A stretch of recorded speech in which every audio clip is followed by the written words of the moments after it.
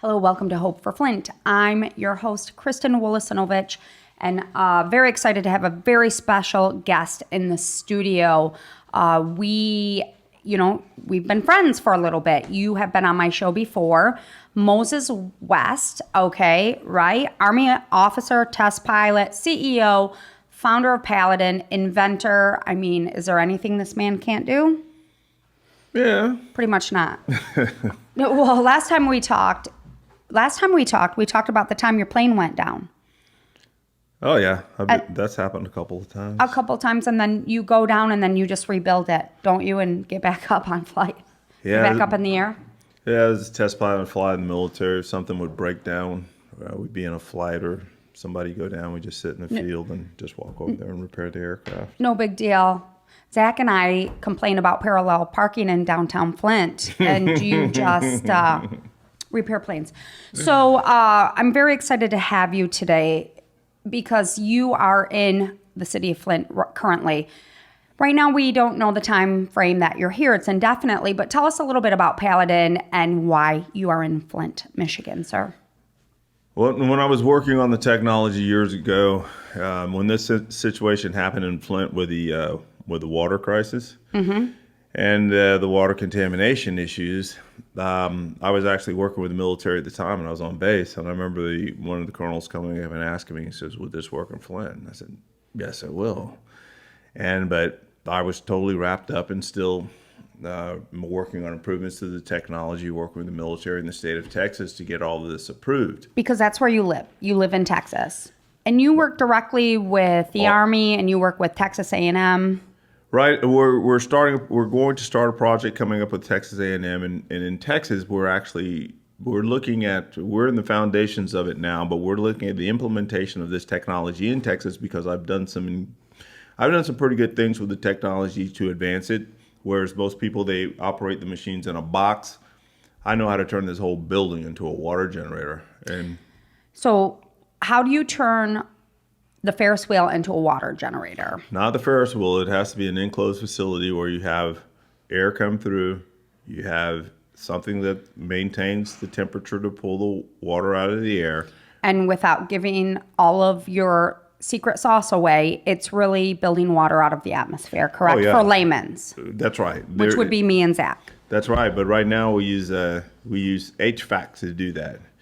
And that's basic systems like in your home. So you use PLC controllers to control different things, the speed of the compressor, the speed of the turbines, and everything's monitored to chase the temperature and humidity that's in the air to maintain certain temperatures over a surface area. Okay. So what you're doing is you are providing, creating, making the best quality water a human being can consume, correct? Oh, definitely. Definitely. That's okay. So that's probably the Pentagon calling you, and that's the truth, right? That's FEMA, the Pentagon, because you also travel the globe with this technology. So, for instance, you were in Puerto Rico after the devastation. They call you to go where devastation is. When you were in Puerto Rico, there was a Flint ambassador there that brought you here, correct? Right. There was a group of people. It's called the Sister Tour. Okay. And they came to Puerto Rico, and they were stuck over in mainland Puerto Rico, and people were coming to the island of Vieques where I was, and they would fill up the backs of the pickup trucks with the 2-gallon FEMA jugs of water. They get back on the ferry boat and they go back over to mainland Puerto Rico, and they were driving around and they found someone in desperate need of water, and they give them water. So the folks from the Sister Tour were given 2 gallons of water. They tasted the water and they said, "We need you." Better than any bottled water they had, best water they ever tasted. This is incredible.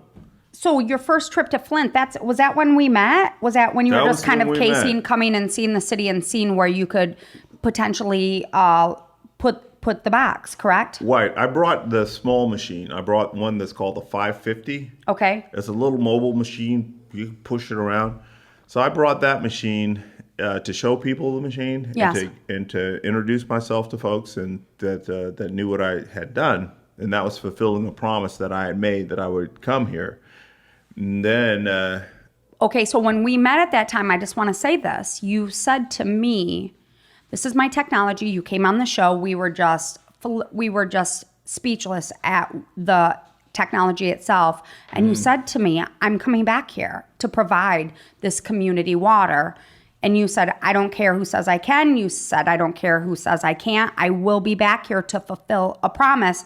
And you now, Moses West, are back here. You are on private property, correct? yep. You make a promise, you keep it. And you're here. That's right. And you're here. We don't know how long you're going to be here. How long have you been here? I've been here just over a week, but... Okay, so I'm mad at you because I didn't know you were here till I saw on social. A lot of people don't. On social media, they said, "What's that green box over on the north side of Flint?" And all of a sudden, I texted you and said, "Are you in Flint, Michigan?" And you called me and you said, "I'm tired. I'm in Flint, Michigan." And how many gallons a day would you say you're? So, where are you located right now? What is the physical address? It's like North Saginaw Street. North Saginaw Street. You don't know it. We're going to put it up on social media with this interview. And people are coming to you in droves. Yeah, I think it's like 5140, I think it is. 15, 10, 15, 12, that block. 1,500 block. It's the third ward, correct? You know it's the third ward? No. That's what you're serving. And so when you first got here, how many people showed the first day? Oh. When the cranes came, I came with 18-wheeler on a lowboy. It's pretty long. And the container was sitting in the middle of that, strapped down. It was an air ride because it's got to have a nice soft ride when it goes. And I took it from San Antonio. It was stationed there. And so we had the crane operator down there. And so there's a large crane up in the air. It's got 50 feet in the air. The cables are coming down. They're hooked up to the... So people were like wondering, is a carnival in town? What's going on? Exactly. But see, there's been no construction or anything in that neighborhood. So just the equipment there kind of drew a crowd. And then I also I like to help the people out that are there. So I have my ladder out. I climb on top of the box and I'm hooking up the chains and cables to help out the crane operator. And you're a very big presence. Let me tell you, you alone are a very big presence. Go on. And so I said, hey, can I ride it? You can't ride it. You can't ride it, sir. Nah, it's an OSHA violation. You're like, I build planes that crash. I crash them and then rebuild them at the spot. But okay. Yeah, I would love to stand on top of the container while it's being picked up off the truck. Right. I'm the king of the world. Well, listen, so the first day, then do you have to educate? Were people walking around and did you say go get jugs, or did you were there and they started showing up? Did they question the water? I mean, there's a lot of trust issues here within the city. Well, the first day what happened was it was to get the unit off the truck, sit it on the ground. Oh, I'm sorry. Zach will yell at us. It's an Italian thing. That's okay. So Zach will yell at us. All right. And so I'm very expressive. Me too. Okay, so getting it off the truck and getting the foundation set up, and it usually sets up in the air, which is a very good security thing because I can sit at 4 feet up in the air, 3 feet up in the air, and then you can't get to anything. But in sitting it on the ground, usually it sets on a concrete pad, but I didn't have that, so I had to go and get the equipment, some steel and so forth, so I could roll it out the machine. So you're saying, okay. It took a couple of days. When he talks techie, Zach, do you love this? Like, do you love when he talks numbers and technical? You get excited. Yeah, Zach gets excited. I go like this. How long did it take you to drop the ding thing down on? It took me till Wednesday. Okay, and when did you arrive? I physically arrived here Sunday night. And then Sunday through Wednesday. So you put it on the ground. Yeah, but I had to sleep. I drove 27 hours or something crazy. But that's the other thing. You drive all over. You're insane. What does Paladin mean?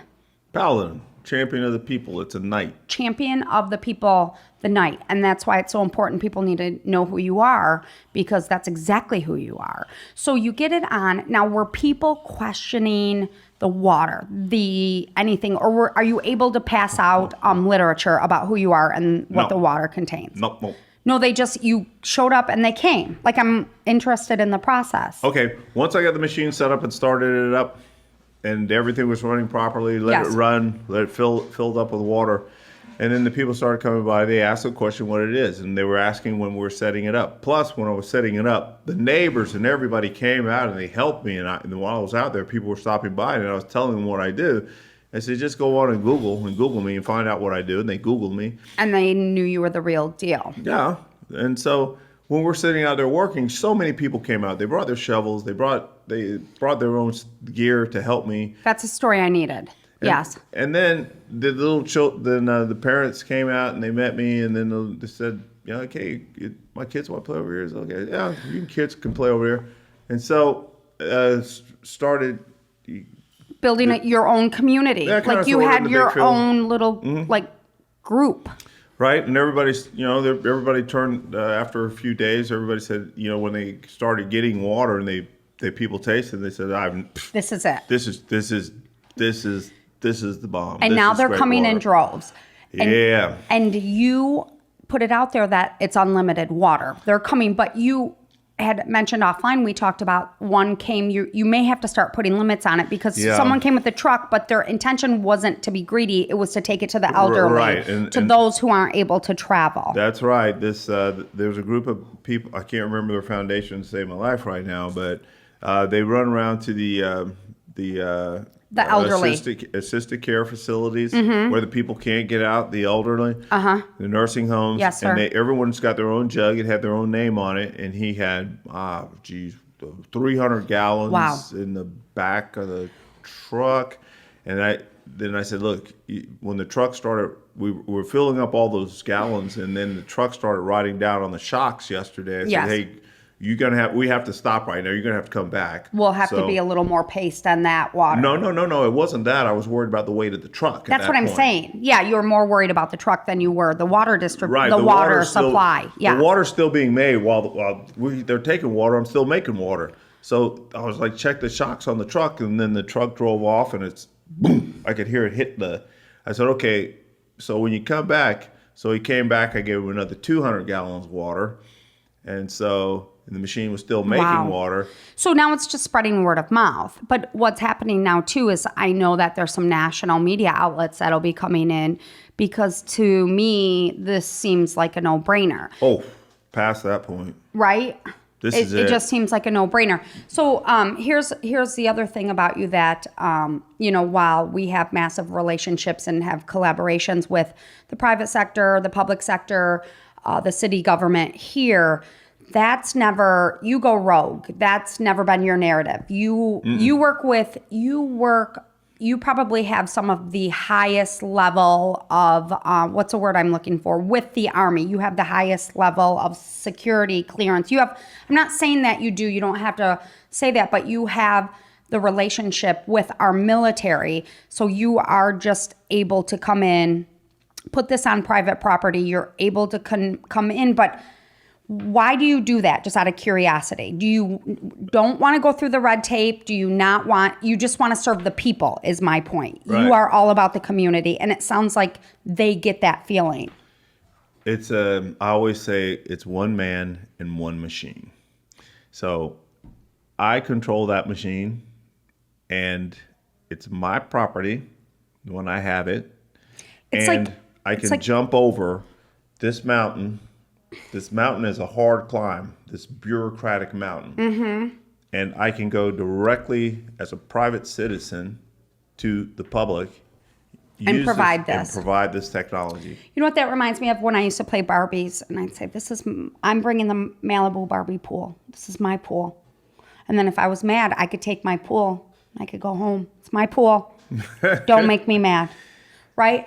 I'm being funny, but it's kind of similar. You're like, because I think that you tried to come, you tried to build a connection, you tried to introduce yourself, you tried to say, hey, this is what I'm going to do. And I'm not saying they were receptive, they weren't receptive. I just think they're busy. I think it's Flint, you're seeing city council, you're seeing a lot going on in the city. I'm not defending them, but I think what you saw was, okay, I'm going to do it. But I think that's kind of your MO regardless. Yeah.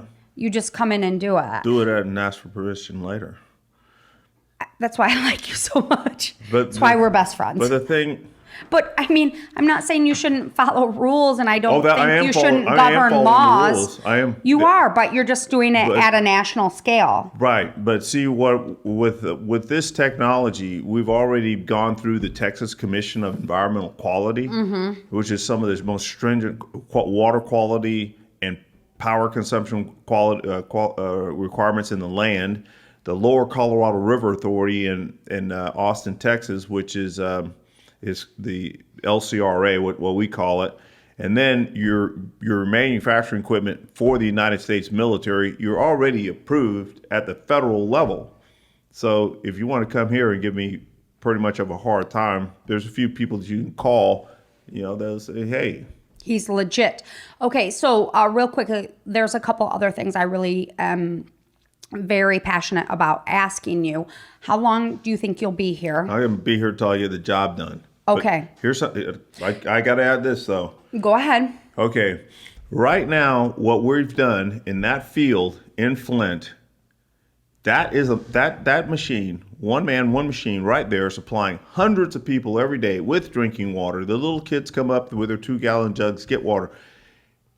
One man, one machine. What you're seeing right now in that field is the same thing that they can do in South Africa, the same thing that someone can do in California, same thing you do in the Pacific Islands, same thing you can do in Hawaii. You are it. The eyes of the nation are... Zach's going to yell at us.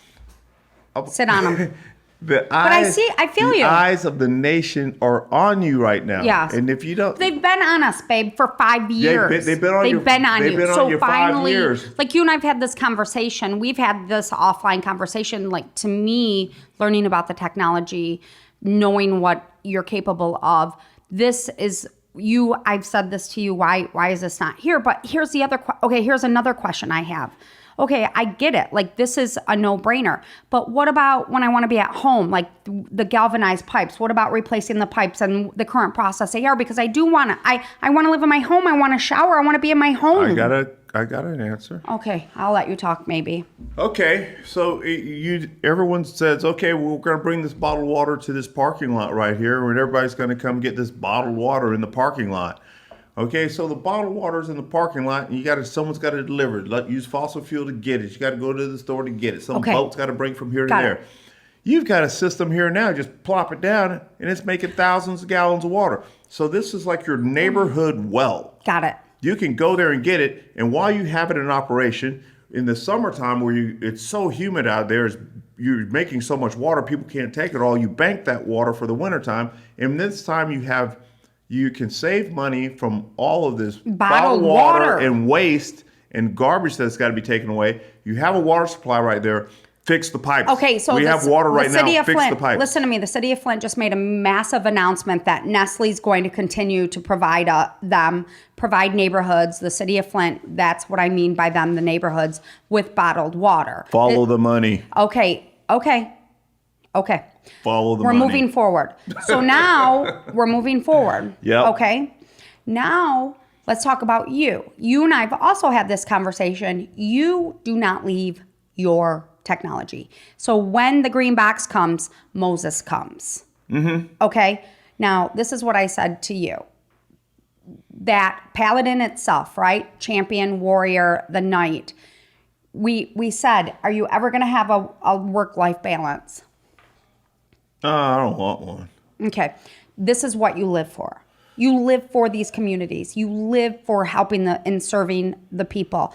And one thing that we've always said, when this water crisis hit, the people that were affected, it was killing our city. I lost a personal friend to it. And I know it. I know it was because of this. She died within months of aggressive cancer that came on like out of nowhere. We can't prove it, but there's been some deaths. So I am passionate about this topic. So for me, you coming in and doing this, it makes me cry. So you are for the people. This is what you were born to do. It's something I found to do. Okay. And then as I started to develop it and I could see the potential in it, And then I was looking at it differently than most people in the world were Very looking at it. different. Very different.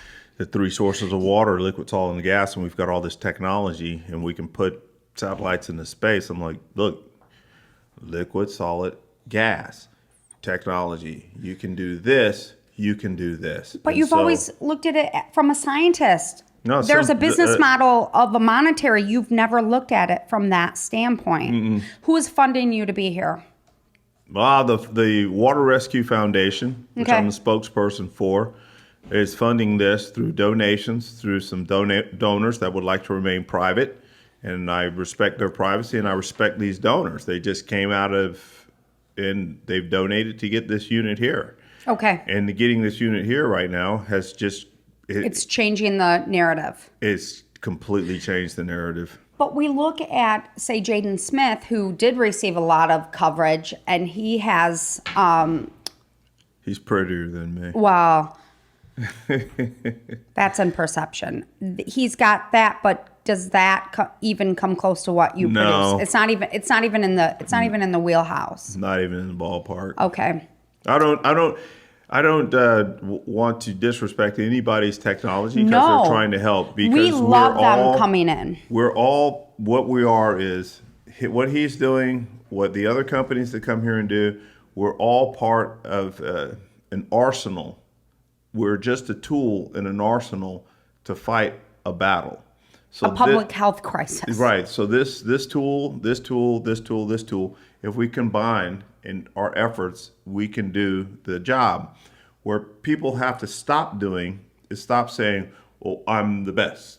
I'm the only solution. No, there's 6.5 billion people in the world. You are not the only solution because you can't do it by yourself. No one can. One thing we But you're you're doing it by yourself. No, that Well, you're not. What You we have- learn what we learn as a ranger. I was a ranger. What we learn is you are a team. No one man is more important than the other man. You work as a team, and that team right there, you are invincible. Now, me and my machine and my company and my donors, that's my team. That's the truth. And we go out there, and I go out there, and I may be the team leader at this time, and I go get the But you job can't do done. it by yourself. Yeah, I can. I can do it by myself, but what I need to do, it's hard. That's not what I mean. You need your team. Oh, yeah. That's what I meant. You need your team. You come out and you are doing it by yourself. But this was the other conversation we had was the reason why you are such an outlier is because you see this technology, you see people try to steal your technology. In fact, I know you and I've already talked about this. You're getting some circle people, there's some dark cars driving around you wherever you go. And the concern, obviously is making sure that your technology is protected. But the difference with you, Moses West, is that you are always in the trenches. You don't see other CEOs and founders and inventors in the trenches. You see them sending their people. You, sir, are there. Yeah, you have. When you have something that's this critically important, look, the IPCC, the intergovernmental. Are you talking fancy? The Intergovernmental Panel on Climate Change. Look, we possibly have 2 billion people that are going to run out of water here very soon. We have a water crisis Globally. And if you have something that is a solution, you cannot just go and say, all right, Good luck. here, guys, I invented this thing. You go there and show the people how to use it. You have to be passionate about what you do because water is the foundation of life. It saves people's lives. It brings people's health back.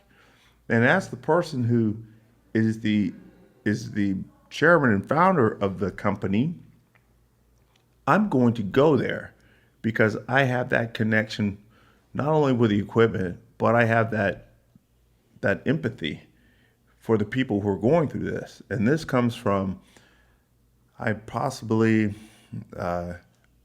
good upbringing with a good mom and dad. And, Good heart, big heart. and going through, watching my dad go through through Vietnam 2 times, going through the military myself and seeing the destruction that we can do, and then having to be there after it was all done, and then have to comfort the people, to make them feel better. And so if you can stand there next to an attack helicopter with all your gear on and have a bunch of people standing out there, and you can walk up to them, and then you can make the little kids smile and make the people feel comfortable, but your machine looks like death. But the person coming out of the machine has got a heart, and you smile and you talk to all the people there, and there's a feeling that comes over you that's just absolutely magical. Yeah. You say, I am the god of death in that machine, but here I'm an ambassador of peace and love. Cry. And I have to say to you, and I never got over that. Well, and that's why I ask you. You come in with this machine, and you come into a community that has felt attacked and not protected and scared, and they're struggling health-wise and emotionally, and they're dealing with the after effects of lead and countering the lead, and who knows how long residual effects are going to last. And we talk here and people say, well, we're moving forward, we're progressing. You are in the neighborhoods, and the fact that they came in with shovels, and now the kids come, and now you've become kind of a woven thread of the community, and it's only been since Sunday. I think that speaks volumes to who you are, what you bring, what you represent. I think they felt that immediately, and that's what this community is about. They know that people know I care, and then the other thing, we haven't seen it though. We haven't seen it. We haven't seen it. All we have seen is agendas. All we've seen is line items. All we've seen is snake oil, and the fact that you've come in and you're doing it. I adore you. Thank you.